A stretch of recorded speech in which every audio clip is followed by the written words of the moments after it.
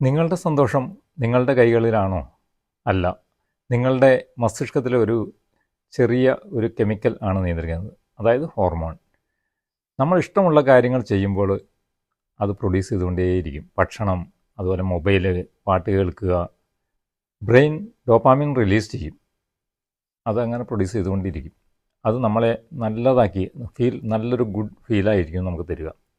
വീണ്ടും അത് ചെയ്യാൻ നമ്മളെ പ്രേരിപ്പിച്ചുകൊണ്ടേയിരിക്കും. പക്ഷേ പ്രോബ്ലം എന്താണെന്ന് അറിയാമോ? നമ്മൾ ഇന്ന് ഡോപ്പാമിൻ ഈസി ആയി കിട്ടുന്ന കാര്യങ്ങൾക്കാണ് ഡെഡിക്കേറ്റഡ് ആയിട്ടിരിക്കുന്നത്. നമ്മൾ അങ്ങനെയാണ് അത് ചിലവഴിക്കുന്നത്. അതായത് സ്ക്രോളിങ്, ജങ്ക് ഫുഡ്, അലസത, അതുകൊണ്ട് ബ്രെയിൻ വീക്കാകുന്നു, മോട്ടിവേഷൻ കുറയുന്നു. നിങ്ങൾ ഡോപ്പാമിൻ റീസെറ്റ് ചെയ്യണം എന്ന് ആഗ്രഹിക്കുന്നുണ്ടോ? ഒരു സിമ്പിൾ ഹാബിറ്റ് മതി. രാവിലെ അല്ലെങ്കിൽ വൈകിട്ട് just 10 minute walking or light exercise, ചെറുതായിട്ടൊന്ന് നടക്കുക അല്ലെങ്കിൽ ചെറിയൊരു എക്സസൈസ് ചെയ്യുക.